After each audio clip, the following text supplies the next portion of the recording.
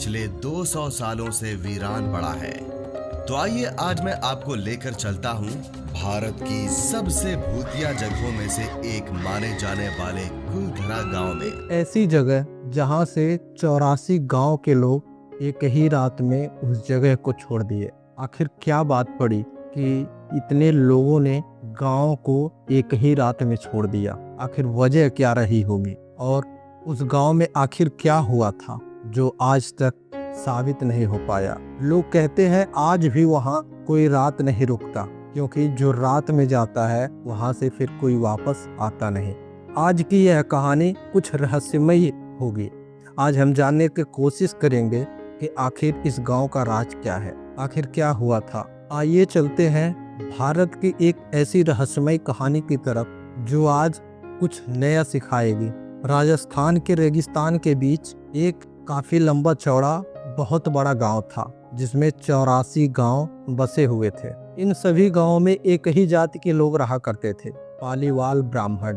लोग कहते हैं यह गांव एक ही रात में खाली कर दिया गया था। आखिर क्या वजह रही होगी? लोग एक ही रात में आखिर कहाँ चले गए? कुलधरा जैसलमेर जिले से करीब 17 किलोमीटर दूरी पर स्थित है।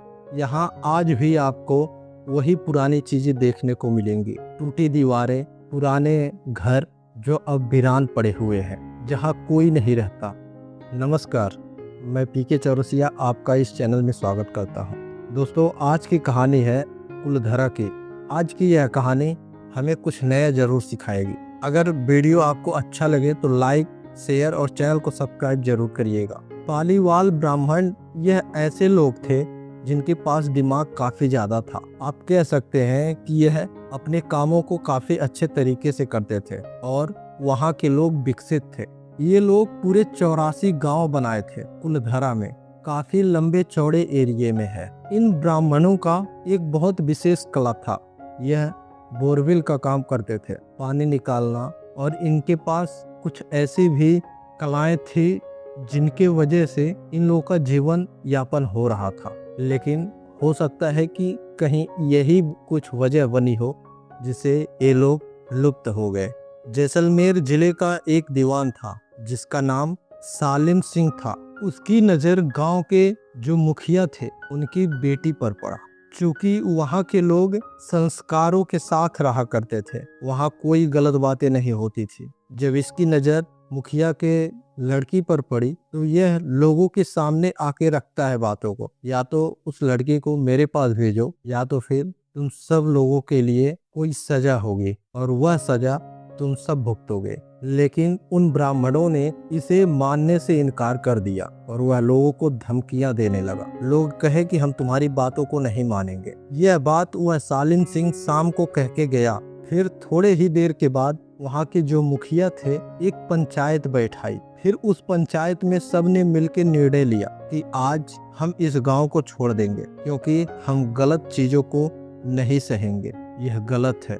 वहाँ के सब लोगों ने मिलके कसम खाई, हम आत्मसम्मान नहीं खोएंगे, भले ही हमें कुलधरा छोड़ना पड़े।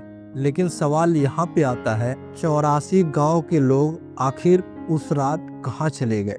यह एक रहस्य बनी हुई है। आज तक कोई भी सबूत सामने नहीं आया आखिर वो लोग गए कहाँ। लेकिन कहा जाता है कि वह लोग जाते जाते एक शराब दे के गए, यहाँ पर आज के बाद से कोई बस नहीं पाएगा। फिर इतना कह के सबके सब गायब हो गए, पता ही नहीं चला लोग गए कहाँ। उसके बाद से ऐसा नहीं हुआ कि किसी ने कोशिश नहीं किया। कोशिश काफी लोगों ने किया, लेकिन आज तक कोई रुक नहीं पाया। या तो वो डर के चला गया या तो पागल हो गया। इस दुनिया में कई तरह के लोग हैं। कुछ लोग मानते हैं कि यह कहानी सही है, लेकिन वहीं पे कुछ लोग मानते हैं ऐसी कोई कहानी नहीं है।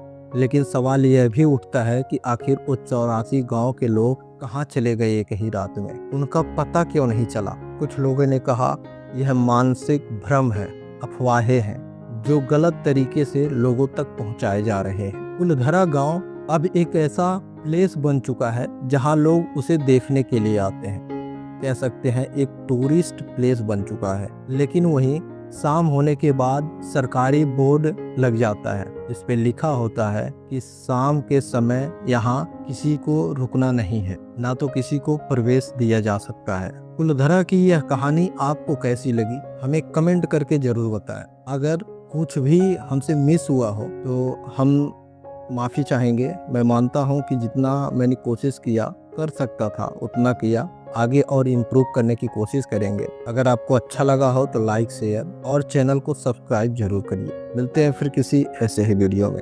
नमस्कार।